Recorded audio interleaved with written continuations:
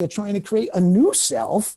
Yeah. And you got to go through a little temporary period of confusion and temporary insanity and discomfort until you make that shift. And it's going to be scary and it's going to be difficult while you're in that transition. And many people go into it a little bit and they go, uh-oh, this isn't, and they back right out of it.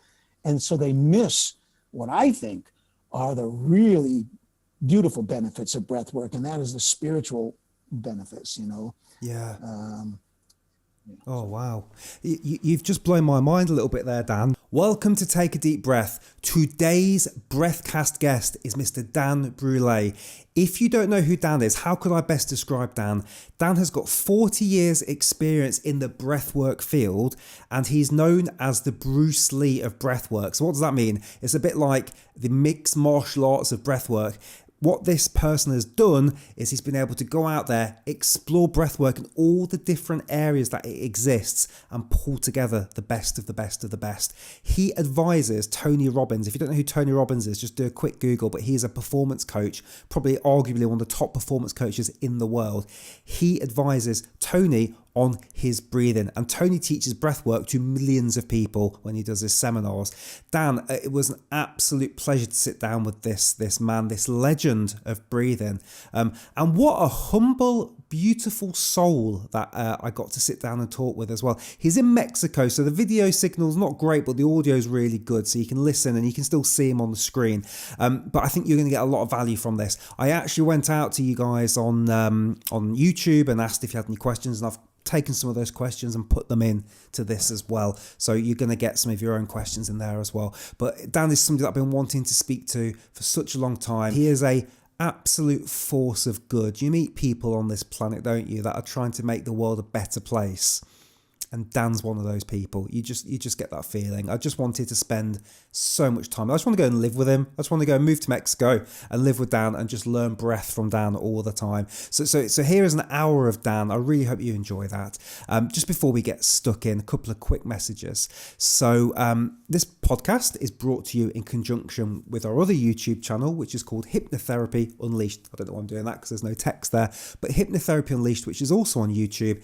And you're here, you're interested in breath work, you're interested probably in de-stressing, relaxing, reducing anxiety, all those wonderful things that we get through conscious breathing.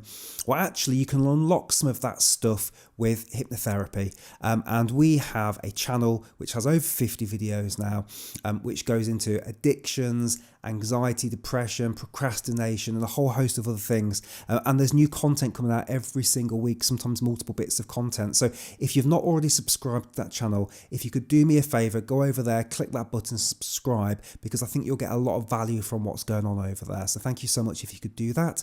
And if you want to follow me on Instagram, it's takeadeepbreath.co.uk, and we're putting regular content on there as well. It's another way that we can reach ourselves as a community, interact with each other, and share the wonderful power of breath work. Now, it's my absolute pleasure to introduce you to Mr. Dan Brulé. Take it away. Cheers.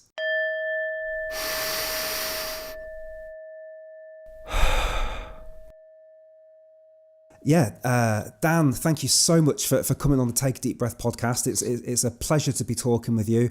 I actually went out to my audience on the YouTube channel, and I've got some questions which we can dip into a little bit later as well. But I've been thinking, what would be a good first question for you? And I think this is what I'm going to go with. I would love to know your thoughts on why you think humans have this power of conscious breath, or what you call an invitation. Why do you think we have this gift to consciously breathe amongst all these other animals? Yeah,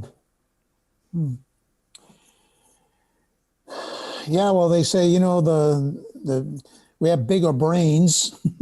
Yeah. But I think it has to do more with the nature of existence and in our essence, which is consciousness, which is energy. And when we get a handle on our breath, we're getting a handle on our consciousness and our energy. And we, unlike other, critters, are not bound by our programming or as much. We are more creative, inventive. We're probably the highest expression of matter on the planet at the moment. the human body. And if we jump to what is ultimately going to be proven as true, and that is that consciousness is primary, this medical and scientific question about how did consciousness evolve from the brain, from matter? They're never going to answer that question because it's the other way around. The body evolved out of consciousness. Matter evolved out of energy and consciousness. And so I think we're on a cusp of a really great awakening, or maybe just a shift of some kind on the human level. Evolution, we're about to take another leap, and evolution has been building up and building up. And I think we're on a path, on an infinite, eternal path of expansion and awakening and development. And it seems to me that the breath is a main key to that evolution, that development these days. So, yeah, wow. I'm curious. Do you ever get? I'm sure you do. When you feel frustration or do you feel anger, are you able to catch yourself these days, or are you still living, as we all are, this very human experience where we all are flawed and make problems? I'm curious to know, how does Dan ever get angry? Oh, hell yeah. I have moments, let's say, very intense moments that come and go quickly. I don't carry a lot of stuff. Something comes up, I get it out right there, right then, and then it's over with. And so fewer and fewer things have the power to push my buttons. I have fewer and fewer buttons. I have more and more moments of choice where I think other people are already kind of driven. But, anger is an emotion, and that's involved in chemistry. And so once these chemicals have been, activated, they have to run their course, which only takes a minute or two. So I think if anything like that exists for more than a couple of minutes, the original impulse is no longer the cause. We are giving it a life it wasn't meant to have. We are keeping it alive by our thoughts, by our habits, by our emotions, and all of that stuff comes under the cover of choice. And so I think more and more we can choose how we feel. And if it's in the moment, it doesn't seem like we can choose how we feel because our feelings are just there. We can choose how we relate to them, how we think about them, what we do with the energy that they contain. So I think, we're always growing, but you got to try really hard to piss me off these days. I mean, you gotta try really hard. I've cleared away a lot of stuff, and it just, I have a feeling that when we get angry, for example, there's an old original anger that keeps getting reactivated and re-triggered by other things. And once we release that original anger, then there's nothing there to be triggered anymore. And so unless we're actually generating the energy of anger, and I think I do that from time to time as a device, it's convenient, it's useful. If people think you're really angry, they'll get out of your way or they'll stop what they're doing to you. But on the inside, it's kind of a game. My younger son discovered that in me when he was very young, and I'm trying to be the father. Listen to your mother, do what she says. And he goes, what are you going to do? Hit me? Like he just knew, that no matter how angry I sounded, that there was this love underneath. And that's always there. And I say all the other stuff seems to come and go. But who we really are, we can forget, we can get pulled out of it from time to time by different things, but we find our way. I'm like a horse, like a pigeon, I can find my way home. My system by itself finds its way back to the barn, by itself. If I just let go, take a breath. Yeah. And already I'm returning to my center. If we practice on purpose, in my relationships that you mentioned anger, I mean, there were times when it was days later and I was looking back and going, oh God, what did I say? What did I do? And you kind of wake up sooner and sooner. Sometimes you wake up right after you said something or did something and it's not too late to kind of clean up the mess. And then I began to catch myself in the middle of it. And I could rechannel the energy. And then now I can, I'm aware of it as it comes up, and I Yes. can do something with immediately. And that's emotional state management, right? I mean, that's something that everybody ought to learn, because it, if nothing else, we all have to learn a certain amount of that. If I'm paying you to be a grocery clerk, I want you to smile at my customers. I don't care if you had a fight with your wife or something's bothering you. You're on the job, you smile, you have a nice attitude. And so we know how to manage our emotions when we have to. And we can get really good at that. Yeah. Really, really good at that. Yeah. There was something, I was on a course many years ago, and they talked about stimulus and the response that you make, but in between those two things you have a choice, and that was a real game changer for me, because I thought, no, if someone makes me mad, I get mad, but actually I've got that decision of what I do next, and that really blew my mind.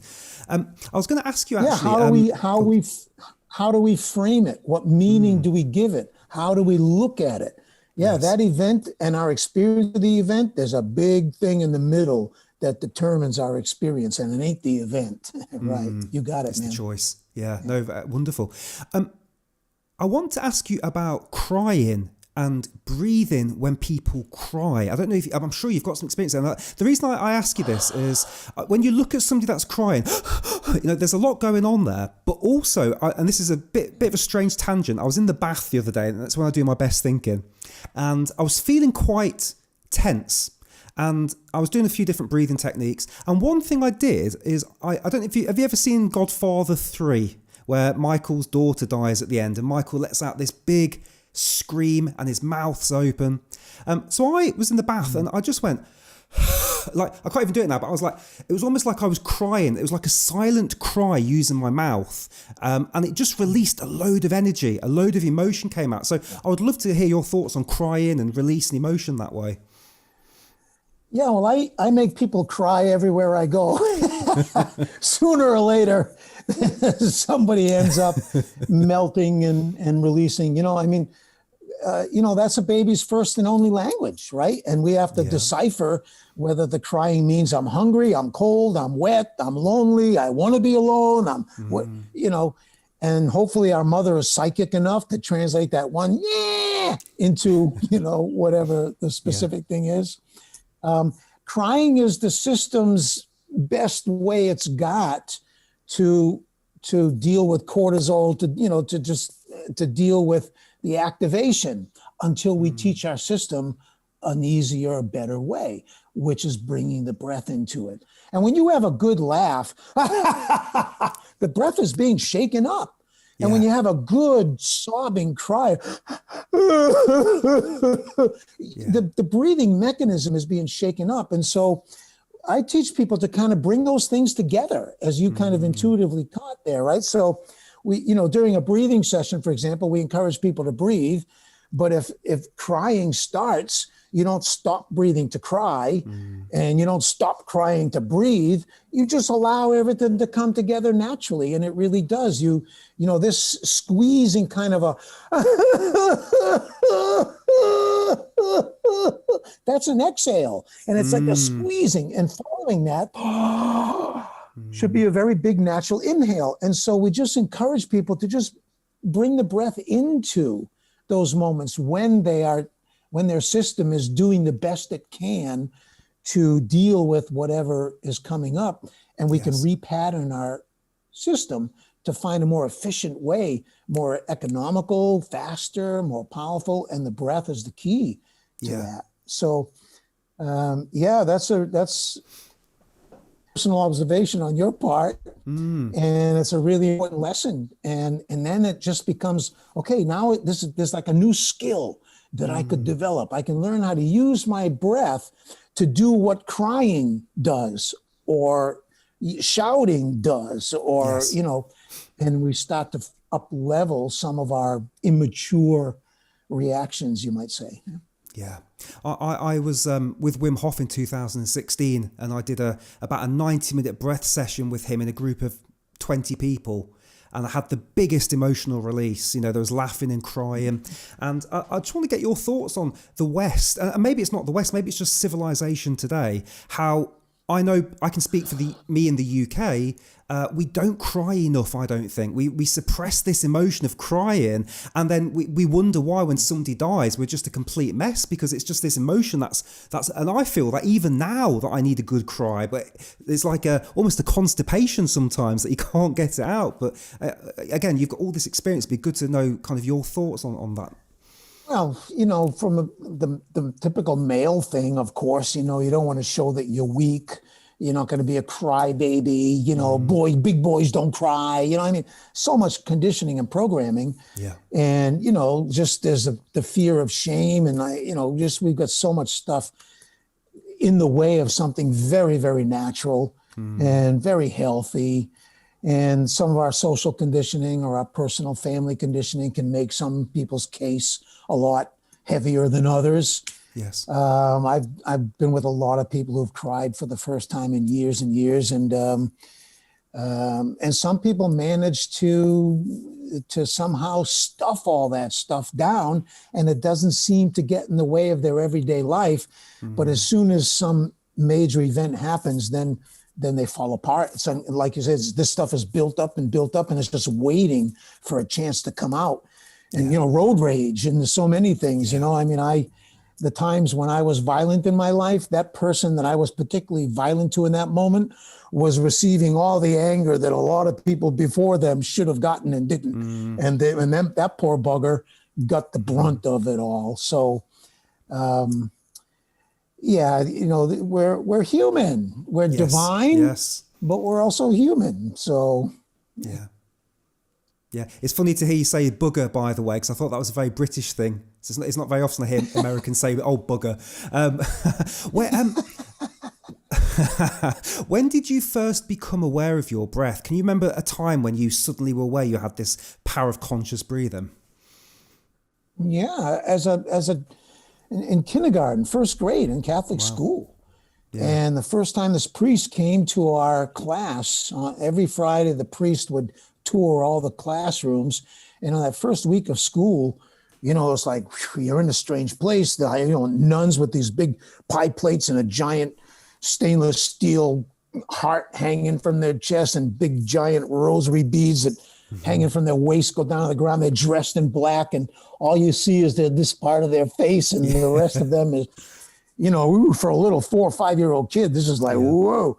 And then when the priest came in, even the nun became one of the kids. She actually literally sat in the class with the kids while the priest was up front. And I'm looking on, she sat on the side of me, and all of a sudden was like, oh, she's like one of us all of a sudden. Who is this guy, Yeah.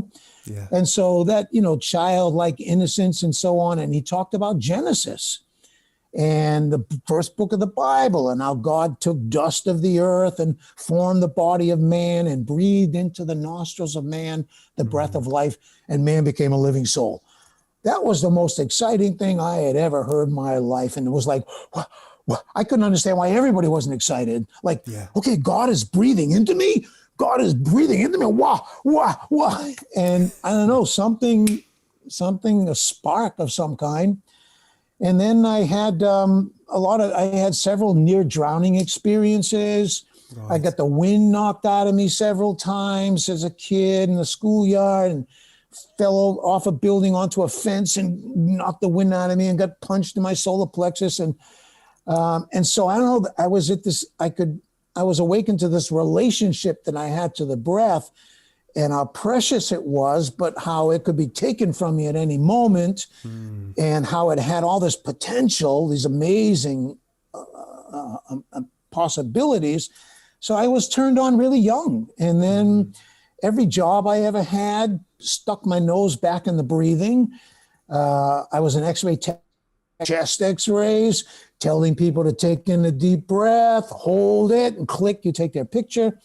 And now I'm observing other people's breathing, and I'm realizing, wow, everybody has a unique relationship to their breath, and it's an expression and a reflection of their relationship to their body, to themselves, to life, and to the world. And it was just the breath just started speaking to me. And then when I went in the military, I went into deep sea diving. So I was practicing breath holding, where I was mixing gases for diving. When you're a topside tender, you're listening to the guy down below breathe. And I could tell if they were stressed, if they're in the zone. I could coach them to remind them to breathe from the surface. And so it seemed like every job I ever had just kept bringing me back to the breath until I realized I'm not going to go anywhere else. This is why I was born. This is why I'm here. Who knows anything about breathing? I'm going to be kissing your feet or breathing down your neck until I can get what I can get from you. And then I'm going to move on to the next flower and extract whatever pollen I can from that teacher. And this has been happening since 1970, I guess, Wow. you know. And yeah, that's incredible. And what do you make of the last, say, decade or two when it comes to breath work? Are you seeing that it just seems to be exponentially getting more and more popular now? What do you put that down to? Definitely. It's the tool of our day. 40 years ago, I felt like a voice crying out in the desert. I mean, I literally got laughed out of the room when I was in the military, when I was trying to talk about conscious breathing and breath awareness and yoga, schmoga, meditation, meditation. Nobody wanted to hear it. Breathing, what do we have to learn? What is there to breathe? Nothing to learn, blah. You know, it was really tough to crack. But science is caught up, and there's no doubt anymore breathing patterns, habits and patterns in breathing affect your physiology, affect your emotions, affect your psychology. And so I guess because of the awareness of the medical scientific world, about some of the unarguable benefits, they resisted as long as they could, but then they couldn't resist the evidence anymore. So they actually got in the game. And now with wearable technologies, everything's accelerating. And I think it's one more piece of evidence that we're on the edge of a big shift, either a big breakdown or a big breakthrough. Yes. And we're being called to become more conscious, more aware. And the more conscious I am of my breathing, the more conscious I am of my body, my thoughts, my reactions, the effect I have on other people, the effect of my words. So the more conscious I become of my breathing, the more conscious I'm becoming, period. And I think that is the next step in evolution, is a big shift or a leveling of consciousness. And the breath is a key part of that.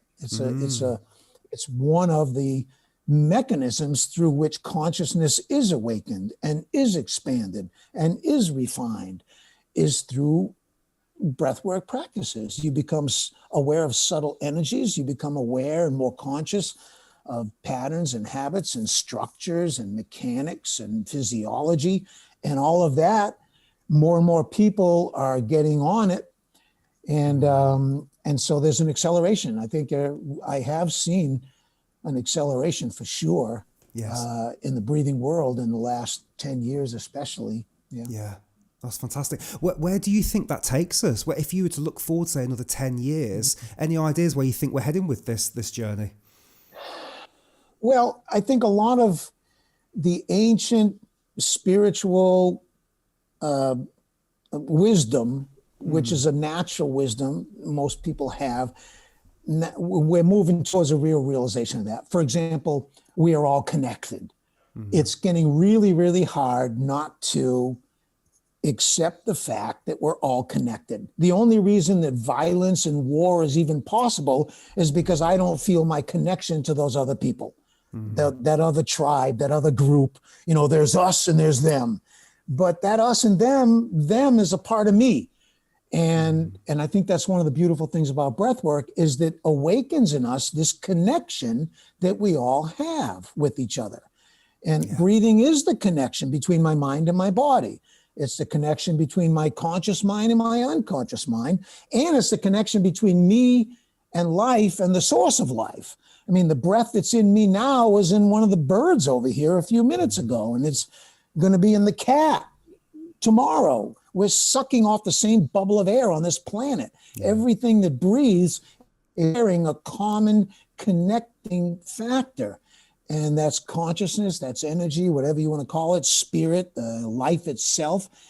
And I think we're waking up to that. We are maturing as a species. We are slowly evolving, and every once in a while, we take a big leap. And I think we're approaching one of those big leaps, and many people are already having it on a personal level.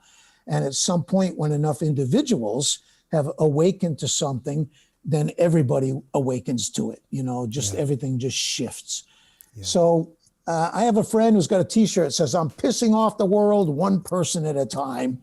And if I had a t-shirt, I would say, "I'm waking up the world one person at a time." Fantastic. And all you got to do is wake people up to their breath, and they begin to wake up to themselves, and they wake up to whatever is next for them.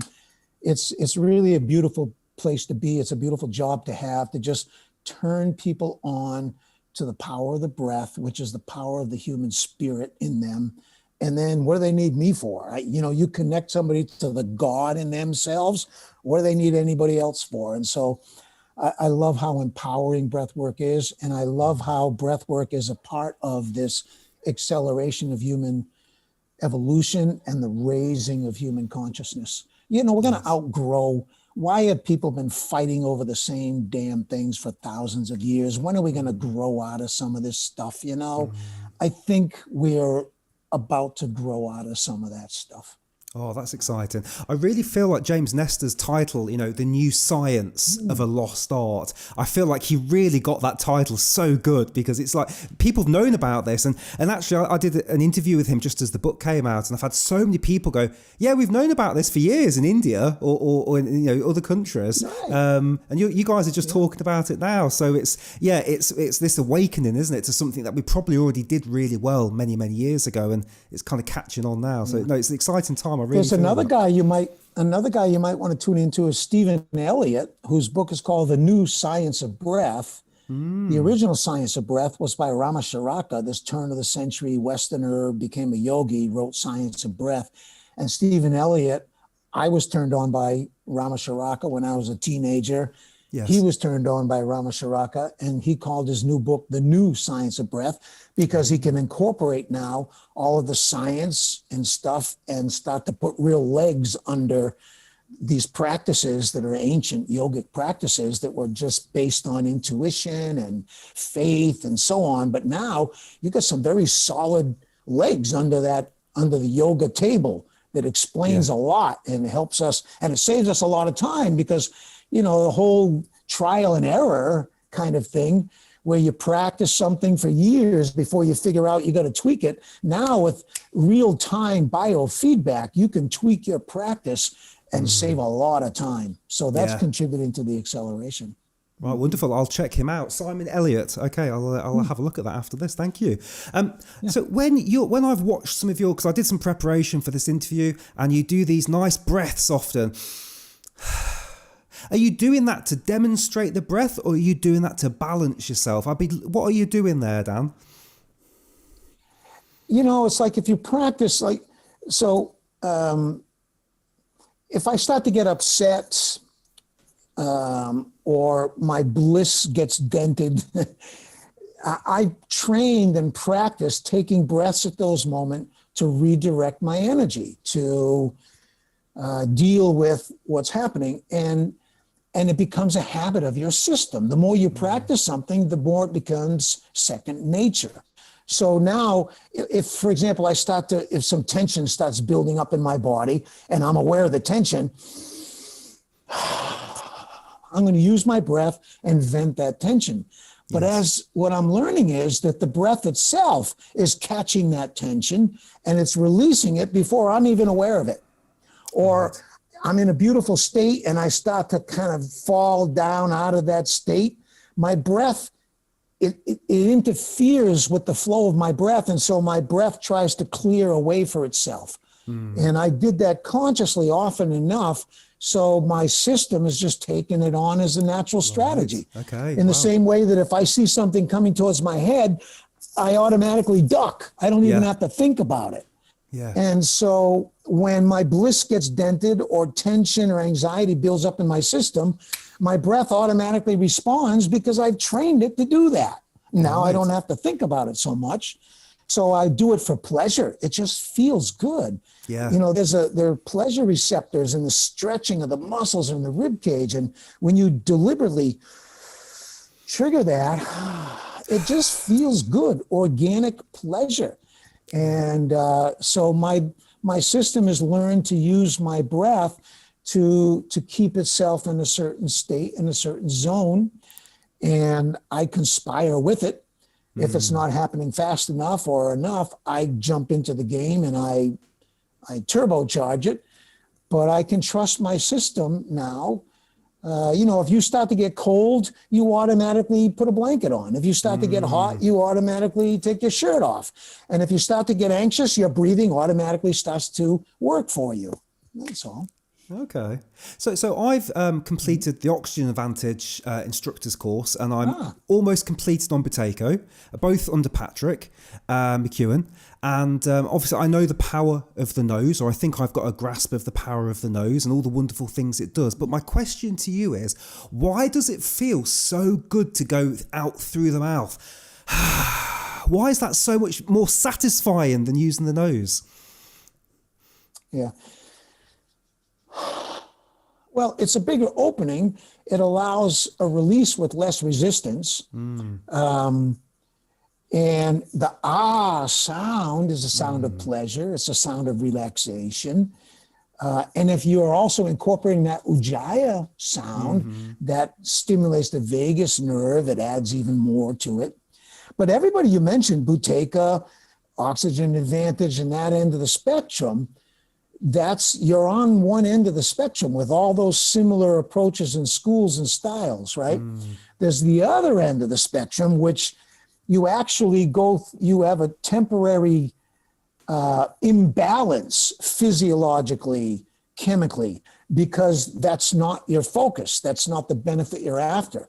When you get into the other end of the spectrum, spiritual, transformational, you can send your body out of whack physiologically, temporarily, but it's a small price to pay to uncover some powerful spiritual power, or to enter into a beautiful state that you couldn't access through nose breathing, breath control, breath holding. I mean, one of the reasons that Wim Hof's method is so powerful, I mean, it's not unique at all. I mean, it's unique. It's ancient. He just found his way to it. Tumo and some Taoist practices and yogic hyperventilation practices and so on. And he just found his way to it. But one of the reasons his method is so powerful is because it combines hyperventilation and breath holding. And most people on the breath holding side, they're not into hyperventilation. And most people on the hyperventilation side, they're not into the breath holding. And he brought up both. Because when you hold your breath, you produce a whole package of feelings and sensations and emotions and chemical changes and so on. And if you can relax in the presence of them, you grow, you heal something. And when you hyperventilate, you generate an entirely different package of feelings and sensations and emotions and chemical reactions and so on. And if you can relax in the presence of that, you grow. You heal something. So it's a no-brainer going back and forth between hyperventilation, which he doesn't like to call it that anymore because hyperventilation has a bad rap. Yes. But it's hyperventilation. Let's be honest. When you're hyperventilating, it's okay to call it hyperventilation because there's nothing bad about it. It's actually, it's a way for spiritual purification, for detoxing.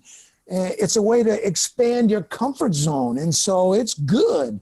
And we need to get comfortable with the symptoms of hyperventilation and not be afraid of them in the same way that we need to get comfortable with the symptoms of a higher CO2. There's nothing dangerous about that. It feels really dangerous. If you hold your breath for 30 seconds, you think you're going to die. Meanwhile, your oxygen is still 97%, blood saturated. So you are in no real danger. This is about growth. This is about awakening. This is about moving out of old patterns and habits and old ideas about stuff. And breathing gets people into that game really fast.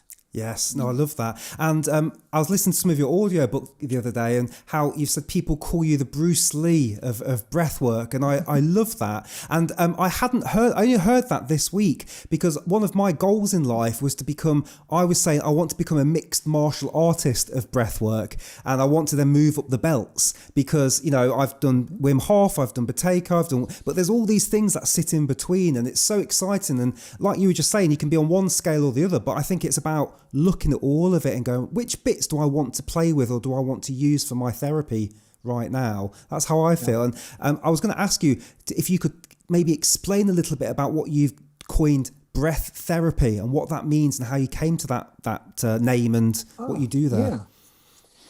Well, because I was doing rebirthing, I started with rebirthing.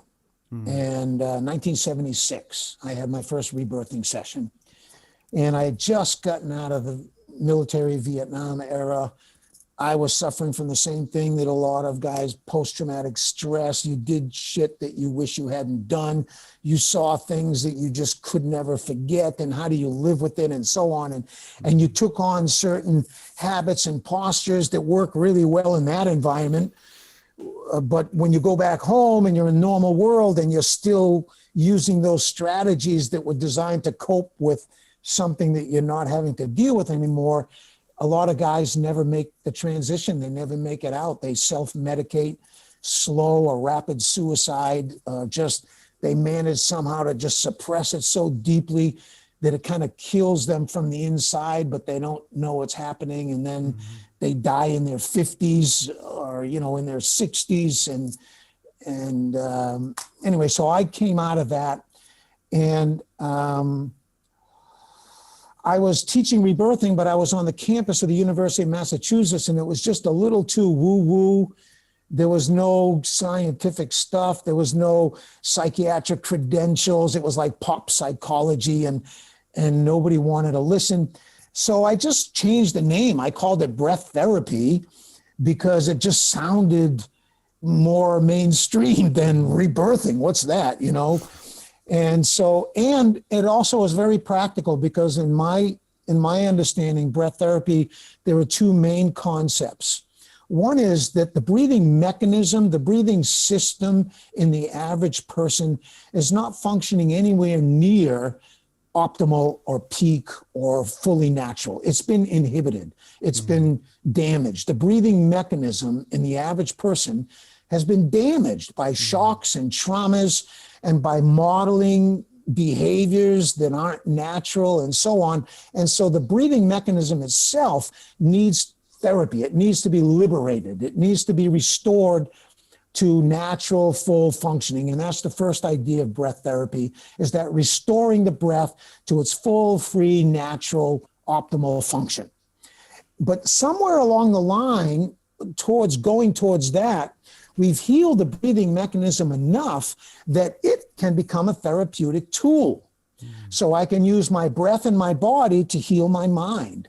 I can use my breath and my mind to heal my body. And so breathing literally becomes one more therapeutic tool or intervention that can replace talk therapy. I mean, you can breathe out more in an hour than you can talk out in a year.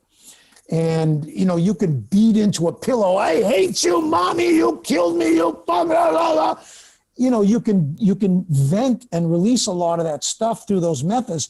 But breathing is such a clean and pure and direct way to release and vent all that stuff that could take much longer. And the other stuff comes with side effects, you know, that breathing doesn't come with. So that's the second element of breath, is that once you heal the breathing mechanism, then the breath becomes a therapeutic tool. And so that in a nutshell is breath therapy for me. And there are hundreds, if not thousands, of breath therapy techniques. You know, you can breathe in for 5 seconds, out for 5 seconds. You can hold your breath. You can lengthen the inhale, lengthen the exhale, shift from your nose to your mouth, breathe high in your chest, breathe low in your belly. There are so many specific techniques that you can use to crack open all kinds of issues and to release all kinds of physical toxins, mental toxins, to regain some balance and restore some natural balance. So all those different techniques are part of breath therapy, but the main idea of breath therapy is that the breathing mechanism is not functioning at its full free potential. And the sooner we get that healed, the sooner we can heal other stuff. And once we heal the breathing mechanism, we find a way to creatively use our breathing, conscious breathing and breath awareness to address other issues on other levels. Yes. So it's therapy. It's not therapy, but it's therapeutic, let's say. It's healing. It's definitely so. When I sat down with Belissa, Dr. Belissa Vranich, she noticed that my breathing was not very functional. This was last summer, and so we spent some time after the Zoom conversation, and she helped me out a little bit. But I'm still struggling personally with gut sucking. I've been gut sucking for 35 years, Dan, and I'm not sure how to really break that pattern. So I'd love to get any thoughts that you've got, because even I notice it mostly when I'm standing and I become conscious. I'm like, oh my God, I'm sucking my gut in, and I let it go again, but then it will go back into being sucked again. And so I can't seem to break that habit. So I don't know if you have any advice there. We'd love to hear it.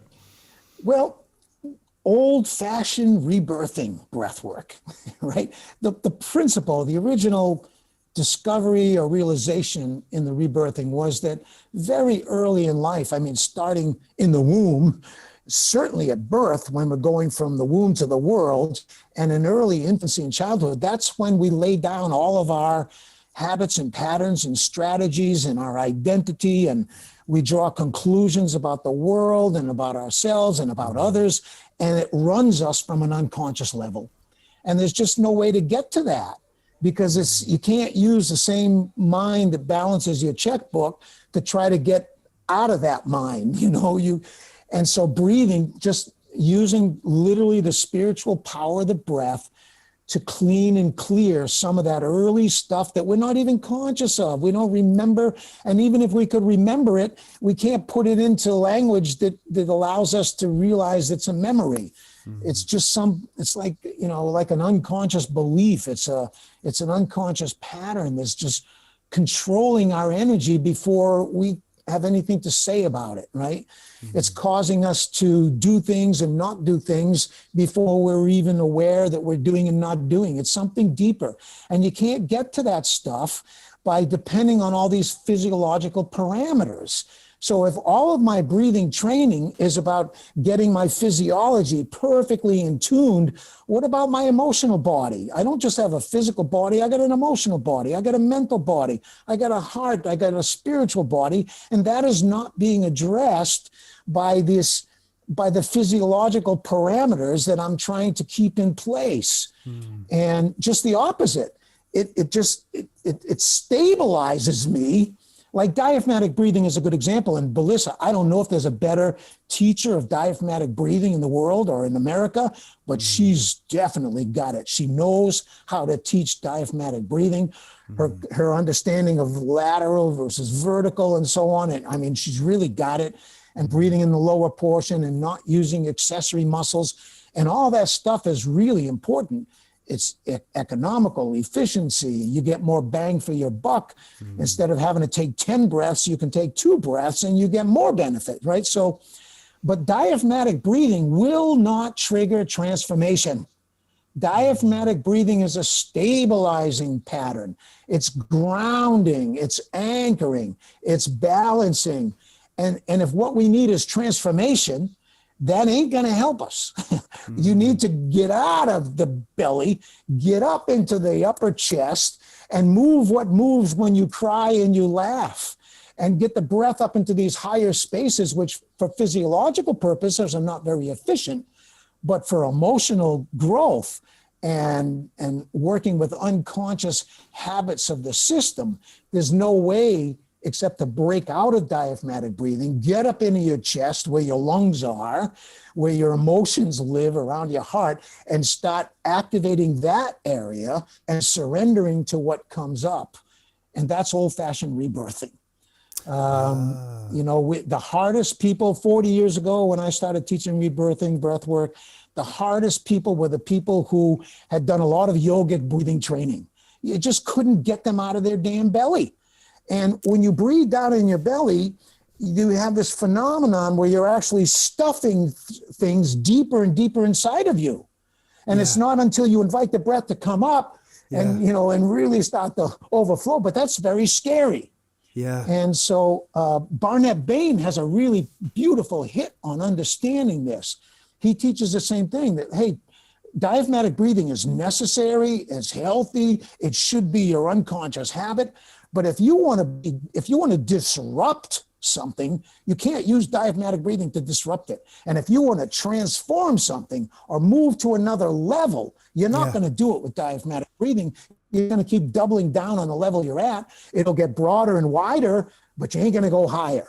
And literally, if you want to go higher in terms of consciousness, you literally need to bring the breathing up out of those lower 3 chakras and get up into the higher chakras with the breath, so you can actually start to up level and raise your consciousness and raise your energy. And that's very scary to the body, because the body likes to feel like it's grounded to the earth. And it likes to feel like it's, it's solid. And as soon as you start to go into the other place, your body system reacts. And that's when you got to talk to your body. Look, thank you. I know you're upset, but just hang on for a little while. You're going to feel better when this is over. Just like you talk to a kid who needs to take medicine. And so we got to get to that other end of the spectrum of the transformational spiritual part of it. And the hell with the science, and the hell with the chemistry, and the heck with all that physiological stuff. It ain't going to go away. You come back to that, and you might come back to it with a new awareness that allows you to go even deeper into that. So, Stig Severinsen is a good example of that, right? If you were to take his physiological, biological markers when he's holding his breath, you would think, oh my God, stop whatever you're doing. This is not healthy. This is not right. But when you're trying to break through a limit, you can't be responding to the chemical triggers and regulators from the old self. You're trying to create a new self, and you got to go through a little temporary period of confusion and temporary insanity and discomfort until you make that shift. And it's going to be scary, and it's going to be difficult while you're in that transition. And many people go into it a little bit and they go, uh-oh, this isn't, and they back right out of it. And so they miss what I think are the really beautiful benefits of breath work, and that is the spiritual benefits, Yeah. Oh, wow. You've just blown my mind a little bit there, Dan, because when I was doing the Wim Hof retreat, which was about 5 days, I was a real bad chest breather. They told me off because I was doing too much chest breathing. But I had a very, very psychedelic experience where I had a vision. I communicated with an I, a being. I had all these different colours. I was crying. I was laughing. We had really. I've just summarised a week into a few sentences, which obviously is not good. But I had a very, very powerful experience. Now, fast forward to a couple of years later, I went to what is called biodynamic breathwork, which I think is just an offshoot of holotropic. And I was belly breathing because I was like, I'm a belly breather, and I didn't get any emotional release. And I thought, oh, maybe there's nothing wrong with me now. But inside, I knew I had some emotions that didn't come out. So if I'm just summarising what you're saying, when it comes to that end of the scale, the Tumo, the Wim Hof, the holotropic, the biodynamic, really we should be aiming more for chest. And would that also be mouth as well then? Yeah. In general, yes. It's not that you're not breathing in the belly. It's that you just if the belly's included, unless the belly's frozen. Some people their belly's frozen and they can't breathe in their belly. Other people, their chest is frozen and they can't breathe in their chest. So it's not so much what you do, it's what's happening inside of you while you're doing it. It's how you're doing it. So you could have been practicing chest breathing your whole life, but that chest breathing was combined with some unconscious fear. It was combined with some unconscious tension and contraction. And so just to say that you were chest breathing really says nothing, right? So in the same way that, if you know about coherent breathing and the heart math people, 5 seconds in, 5 seconds out, that particular breathing pattern has so many medical scientific studies, it's unarguable, increases heart rate variability, lowers cortisol, lowers heart rate, blood pressure, unarguable benefits. But if you just think in terms of 5 seconds in, 5 seconds out, 5 seconds in, 5 seconds out, That's not enough. What if I'm breathing in 5 seconds, but I'm tensing every muscle in my body while I'm doing it? And what if while I'm breathing out, I'm imagining all the worst, horrible things I could imagine? The particular breathing pattern is almost useless. It's irrelevant because the other factors are so much more powerful, right? So, breathing with awareness comes first. That's one of my first pillars. You got to be conscious of not just the particular breathing technique you're doing, but how are you approaching it? What mindset? And what's the state of your relaxation in relationship to the breathing? And what's happening in your head while you're breathing? Those things can outpower any breathing technique in the same way that certain breathing techniques can outpower those psychological habits, those physical tensions. You can use breathing like a rotor-rooter. You can just go through and clean your pipes with it. And so, there are different approaches and different styles and different methods and different schools. And some people, they have an entry point into breath work and they think that's everything. That's all of it. And there's a whole, there's 1,000 Wim Hofs out there. Not to put Wim down. I love him. I've known him forever. I knew him before, anybody knew him. And so, there's so much to breath work and it's so subjective on one hand. For example, any scientist, any medical person will tell you when you inhale, the heart speeds up. When you exhale, the heart slows down. And it just happens. But with practice, you can make the opposite happen. And so, there's this consciousness factor, I call it, right? Yes. That kind of trumps physiology, it trumps chemistry, it trumps mechanics, and it even can trump unconscious patterns. And so it's about raising our consciousness, expanding our consciousness. And if you're in the breathing world, you would want to take that principle and expand your breath awareness. You would want to wander off into other styles and techniques and methods and not camp out in one place. At least for me, that's why Tony Robbins and other people call me the Bruce Lee of breathing, because I am not loyal to any tradition. It's not my purpose in life to pass on a tradition that's pure, that I don't add anything to it. I don't take anything away from it. Just the opposite. I go crashing into a church and I make noise and I question authorities and I invent stuff and I'm a disruptor. Yes. And that's not everybody's way.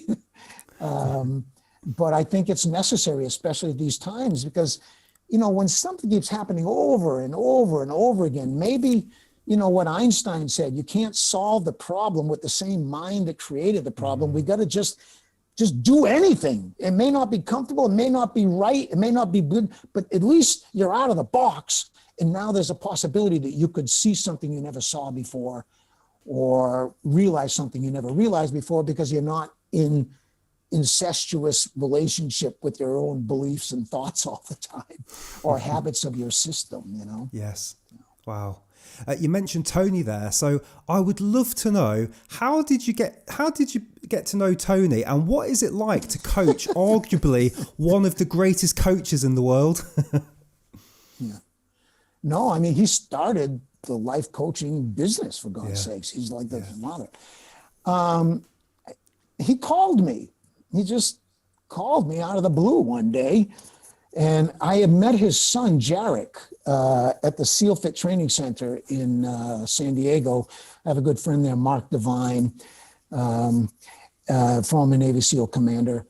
And I just happened to bump into him and I go, you look a lot like Tony Robbins. You even talk like anybody you talk. He goes, yeah, that's my dad. Oh, okay, that explains it. And so anyway, I gave him a session, or we had a conversation. I gave him a little coaching while I was there. And I guess he put a bug in Tony's ear about me, and a few weeks passed and suddenly Tony just called me up, and I thought it was a joke, really, He goes, hey, is this Dan Brulé? Robbins. I go, get the fuck out of here. Like, who is this really? Is this Josh? Is this my brother? Is this Paul? Who is this really? No, it's Tony Robbins. I was like, okay, well, Great to hear from you. He said, I've heard you've been studying breathing for like 50 years. I said, yep, I've never had a regular job. I wouldn't know what else to do. And so he said, I just want to pick your brain if it's all right. I said, hell yeah, you can pick anything you like on me. And we spent a couple of hours that first time, about an hour or so on the phone. And then we started meeting on Skype, and a very good lesson because he's a good example. I mean, here's somebody who's done a lot of work on himself, no doubt about that, and is a high performer. And I love working with people like that because they've done a lot of work on themselves. You just give them a little tweak, a little refinement, and they parlay that into a huge advantage. And so one of the things, my first real training session with him was on Skype. And I had him practicing a couple of things. And every time he breathed in, he tensed his jaw. And you could even see, you know, people doing this thing, and you can see the temples and stuff when they're biting. And he was doing that while he breathed. And I'm going, Tony, and I can share this because he's made it public already, but I said, you know, what's the first thing you want to get, or what's the thing most important?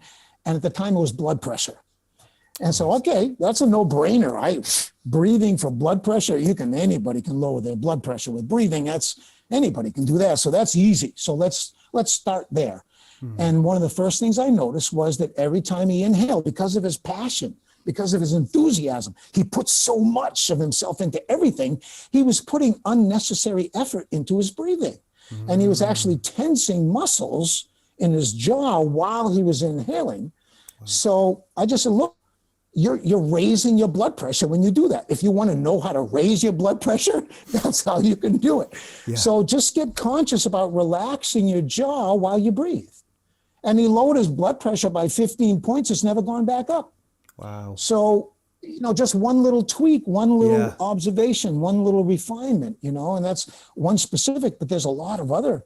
You just start observing the breath in yourself and in others, and certain things just start to get really obvious because people just never paid attention to it. When you're angry, when you're in pain, the last thing you focus on is how you're breathing. You're focusing on who you're angry at. You're focusing on the pain that you're having. And so as soon as you expand your consciousness a little bit to include some breath awareness, now something's possible that could never be possible before.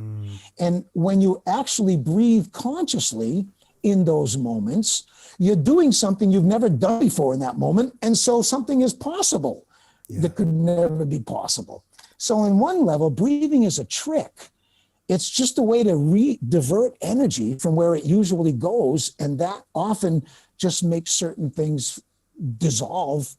You know, certain problems we think we got to figure out how to solve, they just fall away when you put energy and attention into your breath.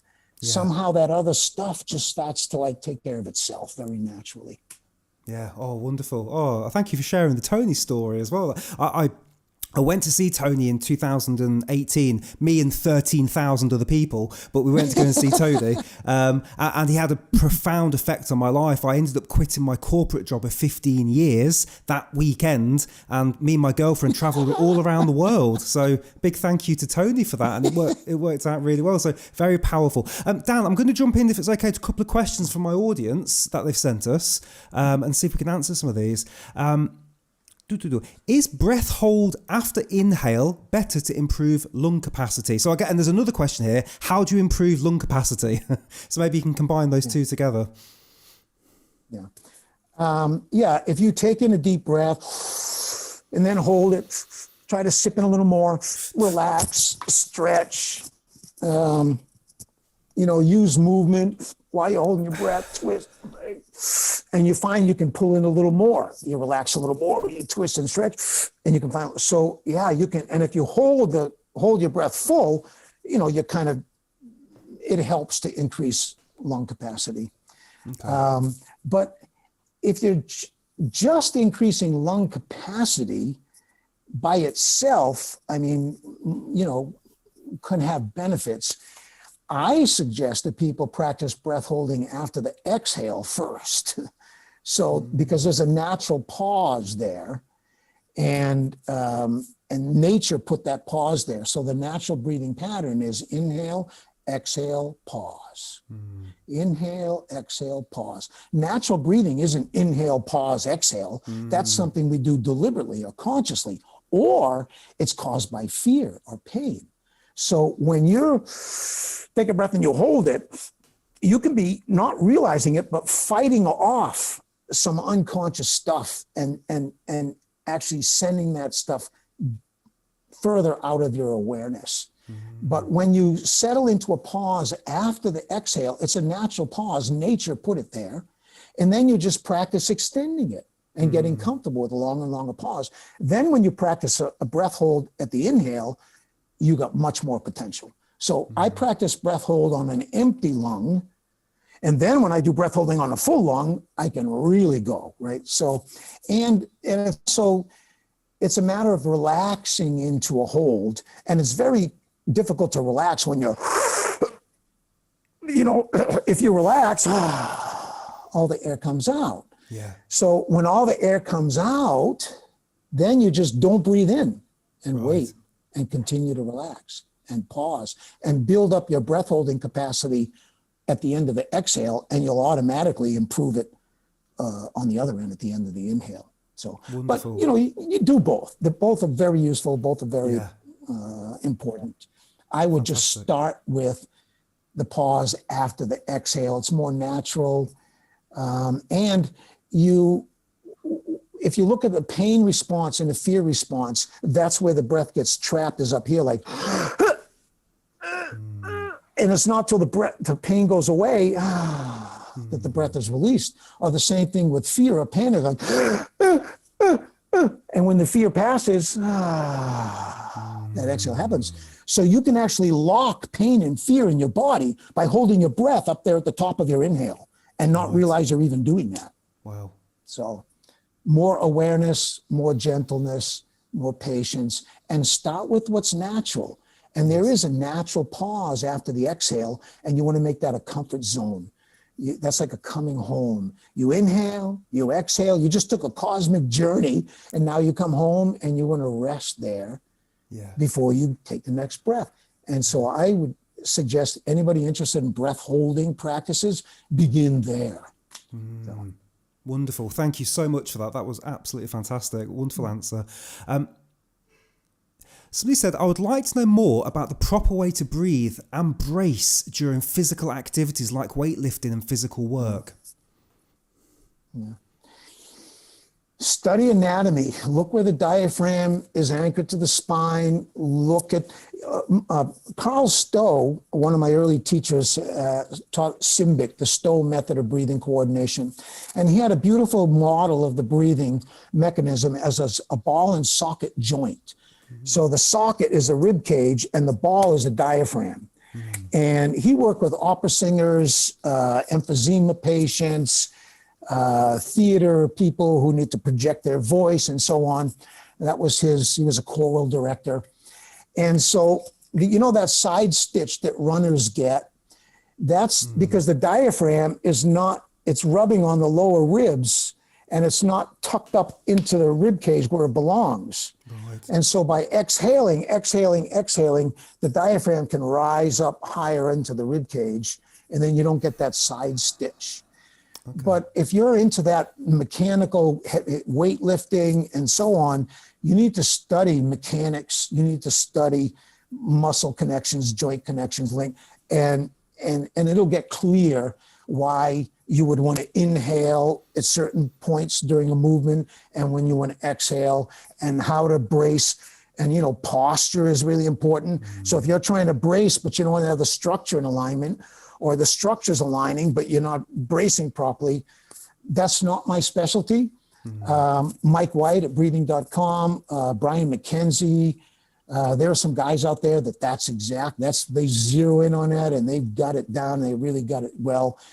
But we need to educate ourselves anatomically and structurally to make sense out of the breathing practices we do, if you're doing them for that purpose. Yeah. Wonderful. Dan, any advice on hiccups? Yeah. When I was a kid, I don't know, people think hiccups are so damn funny. I hated them. They were painful. It was horrible. I hated the hiccups. And so I was motivated to do anything, not to have hiccups. And I finally, when I was in the military, and I was hired by civilians, Maryland and Delaware State Police and Fire Department, to train EMTs, emergency medical technicians. And they gave me a lesson plans and a manual. And there was a chapter in there on respiratory physiology and anatomy and so on. And there were all these little sidebar, cute little factoids just to make the book interesting. And one of them was, what is a hiccup? Mm-hmm. And like, it had never occurred to me to understand, well, what exactly is a hiccup? Yeah. It's a spasm of the diaphragm followed by sudden closing of the glottis. So when breathing is controlled by the normal neural pathways, this glottis opens up because it knows we're breathing. But if you have a random spasm of the diaphragm, this didn't get the message, and it just slams shut because you don't want food going down into your lungs. And so when I understood that, so it's a spasm of the diaphragm followed by the sudden closing of the glottis because it wasn't in the loop neurologically, and it just a protection slammed shut. So all I have to do is consciously relax my throat or consciously breathe in when the hiccup wants to happen. And that's how I healed my hiccup. So instead of having I have a, so instead of, so I just invited that. So that's what my hiccups look like and sound like now. They sound like, and I'll have one or maybe two, but that's about it. Okay. So I never thought I'd say this, but I'm looking forward to getting hiccups again now so I can practice that. And play with it. Right. Yeah. Play with relaxing your throat and consciously inhaling at the moment that the spasm in the diaphragm happens. And then the hiccup takes on, it's actually a lovely rush. It's like a momentary rush that feels really good. Fantastic. Compared to when I used to just, my body, the pain, and it was just bothered me that people thought hiccups were damn funny. There was nothing funny about hiccups with me when I was a kid. Last question for you, Dan. If somebody's watching or listening to this right now and they've listened to this hour that we've had, what one thing could they do immediately afterwards to help them get on the path to healing and breath health? Is it a book? Is it a breath exercise? Is it a website? Where would you tell people to do straight after this to help them heal? Everything begins in awareness. Everything begins with consciousness. So the first step, the last step, and the continuous step is to be conscious of your breathing. Be aware of the breath. Start there. And that means you don't have to breathe in any special way. You're just paying attention to the breath, tuning into it, sensing it, listening to it, feeling it, watching it. And then you start to play with it because play is nature's way of learning. Mm-hmm. So then you just start to practice anything that seems interesting to you. Start there and keep going, right? So two main aspects of breath work. Breath awareness, where all you're doing is what the Buddha did. Just being the witness of your breath, the witness of your body, the witness of feelings and sensations, the witness of thoughts that come and go. Develop that witness in you and use the breath to develop it. So you make the breathing the object of your meditation. Don't control it. Don't breathe in any special way. Just practice being with it, watching it, sensing it, feeling it, allowing it to come and go by itself. And that's the first step. And the next step is you just start to play with your breath in some interesting way. And two things, yawning and sighing, those aren't really breathing techniques. They're natural responses. A yawn comes up. And so make yourself yawn and experience what it feels like. And practice yawning and play with yawning and play with a sigh of relief. A sigh of relief is an inhale that's twice as big as your average breath. And that's what produces what we call that sigh of relief.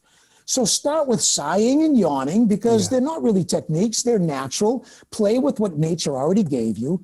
Begin to observe your breathing. How are you breathing when you wake up in the morning? How are you breathing when you're stuck in traffic? How are you breathing when someone is insulting you? How are you breathing when you're having an orgasm? How are you breathing when you're trying to solve a math problem? Bring awareness to your breath. That's the first step. And the next step will be guided by your breath itself, will be guided by your inner wisdom, by your own body's intelligence. Yes. And if you don't have any solid idea of what to practice, then start with the triangle breath. Inhale, exhale, pause, and grow that triangle. Make the inhales longer, make the exhales longer, make the pauses longer, morph the triangle in different shapes. And you're just experimenting and playing with the breath, noticing what muscles you use. It's exploration in the beginning. It's like on a first date. You don't start to manipulate the other person. You're just getting to know them. So if you're starting off in breath work, don't start by manipulating your breath. Get to know it. And then what you do will have a little more natural wisdom to it, and your intuition will, and you'll be guided to a particular book or a particular teacher, a particular technique, and you just keep following that, and you're on the path.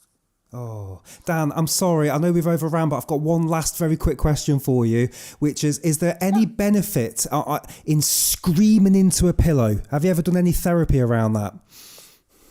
Yeah. I was Arthur Janoff, Primal Scream. It came about at the same time that Rebirthing was invented. Yes, there's benefit to that, but when I'm screaming, I'm also creating back pressure. And so that back pressure can stuff very subtle things, press it further into my body. And it's pretty inefficient. It's effective, but not so efficient. Right. And so when it wants to occur naturally, hell, don't get in the way of it. Just go for it, but not as an artificial way. Okay, I'm going to scream and beat in a pillow for a few minutes. Well, it could be an interesting experiment, but as far as efficiency, permanent benefit, long-time benefit, whatever I scream out, it's kind of like a pressure cooker. The pressure got so bad that I had to scream, but then I only screamed enough so the pressure went down. I never got rid of all the pressure. It just went down enough so it's not bothering me. I've still got it there. Yes. And that's where the breath comes in, and it cleans up that stuff. Yeah. That's not just, I'm carrying a certain amount of stress, and one thing happens and it triggers my rah! And then that brings me back down to my baseline stress level again. It didn't do anything except vent the extra that was too much for my system. Meanwhile, I'm still carrying as much as my system can carry, and I haven't healed anything really. Yes. But it's useful. I have to say, I have encouraged people to do that. Yes. When I sense that it wants to happen by itself and it's not artificial. But even artificial things can work. So wonderful. That's probably a non-answer of an answer. No. It's because I feel the need to do it, but it's just to get the energy out. And then, but you're right. It doesn't address the underlying issues. Combine the breath with it. So, you very constantly,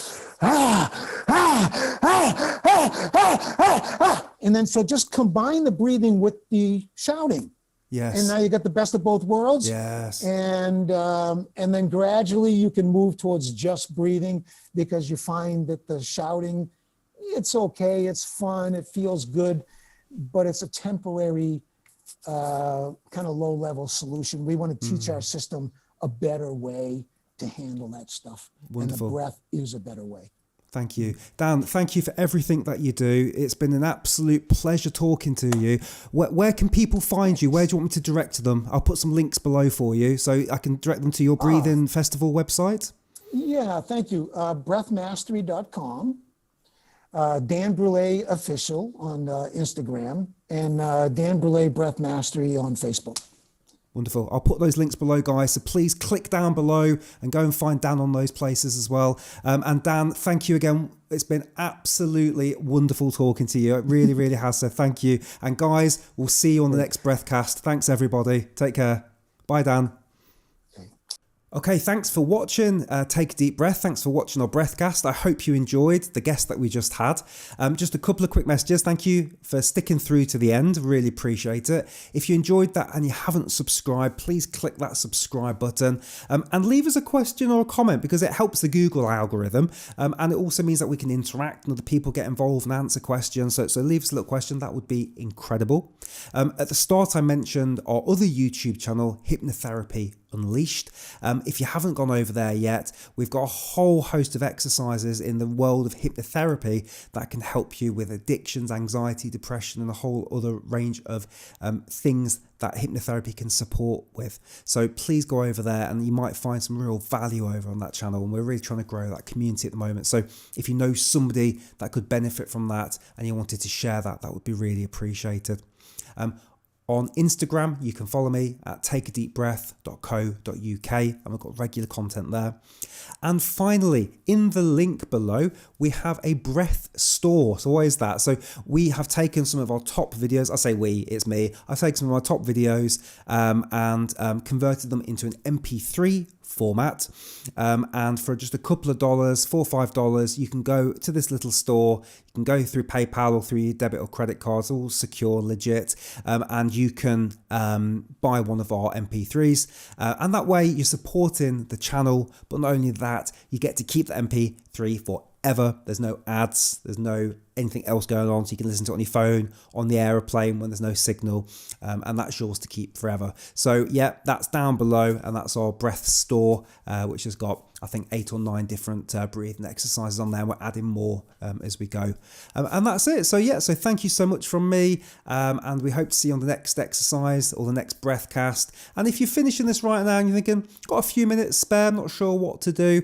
then try one of the breathing exercises. Box breathing is a lovely way just to help slow things down and relax us. You could do some alternate nostril breathing. Just go and have a look at the channel, look at the playlists, and pick something for you. Give yourself a little treat, and we will see you on the next video. Thank you very much. Cheers.